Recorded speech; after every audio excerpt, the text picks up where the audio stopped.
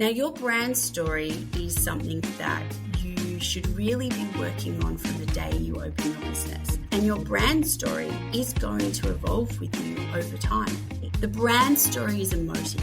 It is showing these people how you help them transition through a phase of their life. And so much of what we do and so many of the projects we work on are when people are transitioning to a new part of their life. Hi everyone, welcome to this week's Thursday episode of the Design Dialogues podcast. And this week I wanted to touch a little bit on what Mark talked about in our Tuesday episode. And it's really around thinking about your brand story and why it is so important, especially if you are sitting in a market that is saturated with interior designers. Now, I know that in some areas of Australia there is lots and lots of interior designers.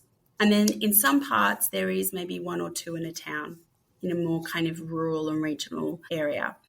But something that kind of really got me thinking about this and why this was so important was when I was talking to Mark. I'd also been recently talking to a couple of designers that live up on the Central Coast in New South Wales. So kind of the Central Coast up to Newcastle. They're about an hour apart from each other, but they very easily can look after the areas of each other. And I would say that maybe 10 years ago, there would be a few interior designers up there, but not a lot. And this I think could be replicated across many parts of Australia, where there has been a lot of movement of residents from people moving from Sydney up to the Central Coast and Newcastle because homes are more affordable up there. But what that has actually meant is that there is people who are moving into these areas that might have a slightly larger budget than what has previously been seen in those areas. And people who are more familiar with using interior designers. So we all know that one of the challenges that we face is actually helping people understand why they need an interior designer. And so through the conversations with Mark and then also with these other interior designers, what has ended up happening is you kind of are seeing is these areas that previously wouldn't have a large number of interior designers in them. There is now more and more interior designers moving into the area and starting businesses in the area, which is great. There's so many positives to that. One of them is that suppliers are now recognizing that they need to be getting out into these larger regional centers to see interior designers, to show them their products, all of that kind of stuff. So that is a real positive to this. One of the negatives is that there are now more interior designers trying to win those projects that are in that area. And this comes back to what Mark was talking about, is really around, there's obviously your brand and your branding and, your logo and your website and how you come across in that regard. But one of the other key things that you really need to do is your brand story. And that's really how people get to know you. They get to understand not just the style of work you do, but how you work and all of that kind of stuff. And so one of the things that I wanted to get you thinking about today was, how are you showing up in your brand story that sets you apart from the 10 other interior designers that might be in your area? Because that's really important, but it's not always that easy to do.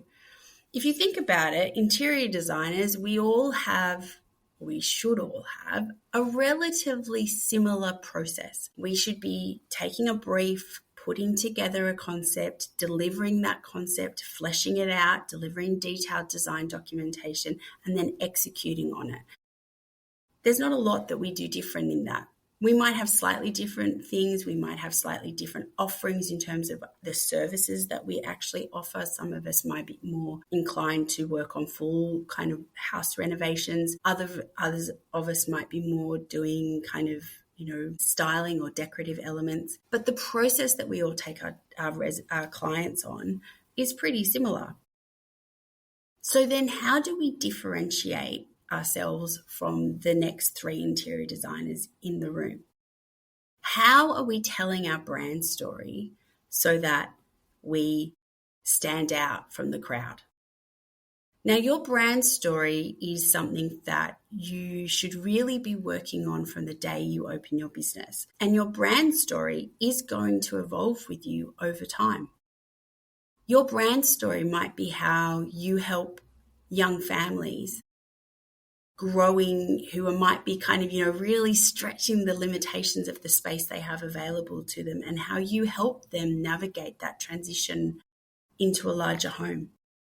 Your brand story might be how you help people who are downsizing, who might have lived in the same home for 30 years and they're now moving into a smaller townhouse or apartment. Your brand story is about how you help them go from A to B. The brand story is emotive. It is showing these people how you help them transition through a phase of their life. And so much of what we do and so many of the projects we work on are when people are transitioning to a new part of their life. Whether it's, the young couple who are moving into their first family home and they have one child and they might be thinking about their future family. It might be someone who is a real dog lover and needs to make sure their home is suitable for their animal loves. It might be someone who is aging in place and is wanting to make sure that they can stay in their home for as long as possible. It might be, as I said, a couple or people who might just be, they're selling their family home and downsizing. So much of what we do is helping people through those transitions. And so much of our brand story should help people identify how we will help them through those transitions. So one of the things that I really wanted you to think about today from this episode is your brand story setting you apart from the other people in your area that are your competitors?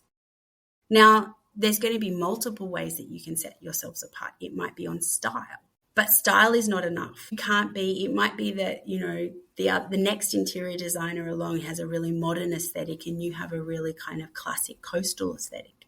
But style is not enough. Style is one deciding factor for people on how they decide which interior designer to work on. But that brand story and how you are coming across differently from everyone else. Why are you unique? What is your unique selling point?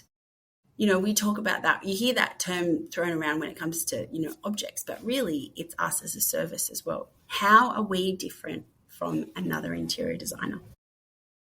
And so if you're not clear on your brand story, your brand strategy, really start to think about it, because then that should start filtering through your social media, your collateral, all of that kind of stuff, your newsletters, all of those things. You should be constantly telling your brand story. It's really, really important. And I really encourage you to have a think about it. And if you don't feel like you have a strong brand story, then start crafting one. It's going to really help you show how you are different from the next 3 or 4 interior designers that you are coming up against when people are considering who to work with. I hope you've enjoyed today's episode, and if you've got any questions, of course, please reach out. I love to chat. And I'll see you for our next Design Dialogue. That's it for today's episode. I hope this gave you some fresh ideas and motivation to refine how you run your studio. But here's the thing. Having the right strategies is one thing.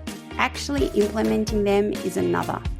And if you're feeling stuck, overwhelmed, or just unsure where to start, that's exactly what my Systems and Processes Health Check is for. It's a one-on-one deep dive into how your studio runs, pinpointing where things are working, where they're not, and giving you a clear roadmap to streamline your processes. And the thing is, my health check is different from other mentoring out there. We don't just talk, we put together clear, actionable items that I hold you accountable for, because I want to make sure that at the end of the health check, you see a real difference in your business.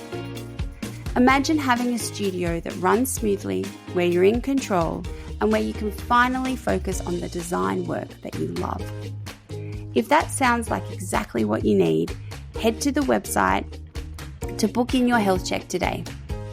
Thanks for tuning in, and if you found this episode helpful, share it with a fellow designer who could use these insights too. See you for our next Design Dialogue.